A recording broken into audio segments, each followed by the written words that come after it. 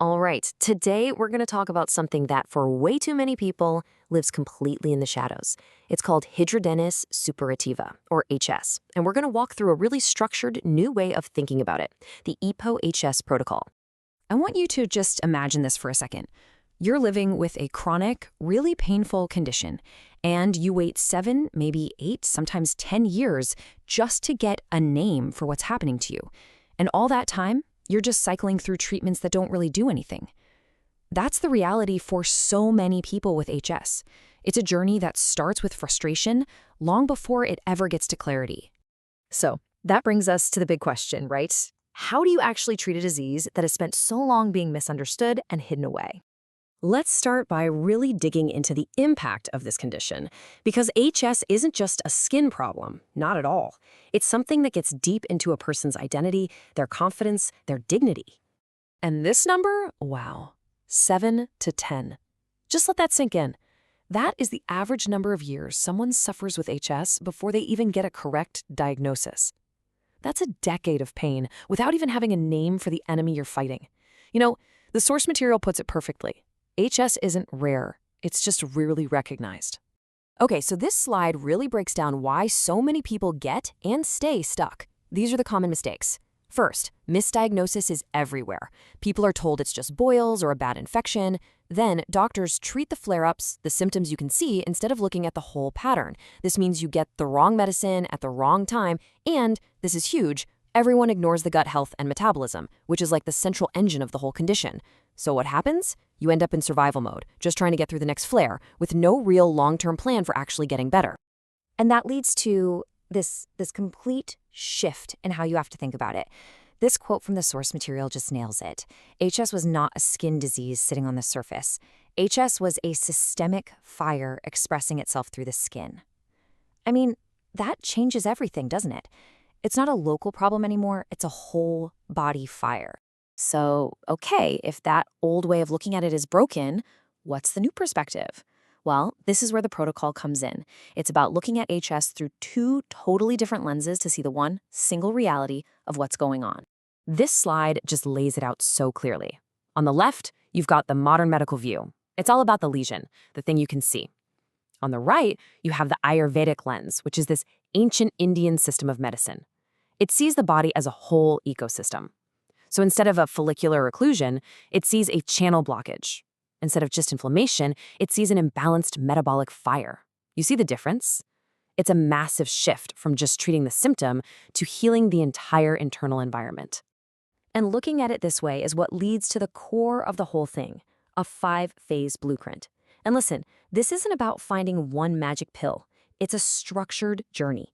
It's a system that's designed to guide the body back to balance, one logical step at a time. So here they are, the 5 phases, and the order is absolutely everything. First, you have to lower the inflammatory load. That means finding and removing the triggers, usually food and lifestyle stuff, to just calm that fire state down and get some stability. Only then, once things are calm, do you move to phase 2, internal healing and gut repair. This is all about rebuilding the gut, which is basically the engine of your immune system. After that, phase 3 is a functional detox. Now, this isn't some crazy cleanse. It's about gently helping your body's own systems clear out waste and kind of re-educate your immune system. With all that internal work done, then you can start phase 4, external care.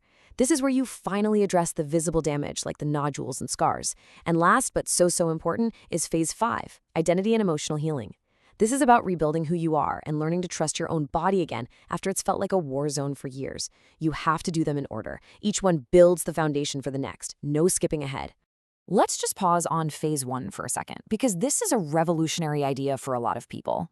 The very first step isn't about adding things, not powerful drugs, not a bunch of supplements. It's about taking things away. It's about removing the fuel that's feeding the fire. You have to create a stable place before any real healing can even start. And phase 2 is just as vital. The source material couldn't be clearer about this.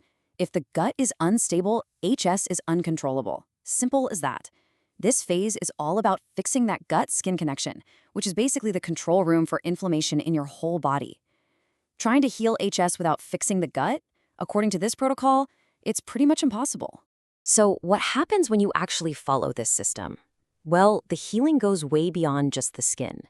This next part is all about that incredible human transformation, the process of actually getting your identity back. And I mean, this quote says it all. This is from a real patient who went through the protocol. I finally feel like I am living, not waiting for the next flare. That just gets right to the heart of it, you know? It's not just that the pain is gone, it's that life is back. Freedom is back.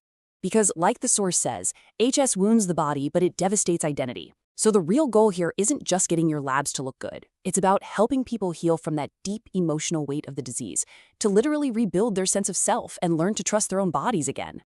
Okay, so let's pull all these threads together. The core idea of the EPOH approach isn't about luck or just trying a bunch of random treatments and hoping one sticks.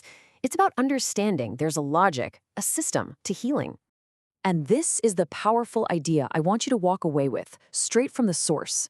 Healing is not an accident, it is a system. That's a profound statement. It means that if you have the right framework, if you do things in the right order, then getting better isn't just a hopeful wish, it's a predictable outcome.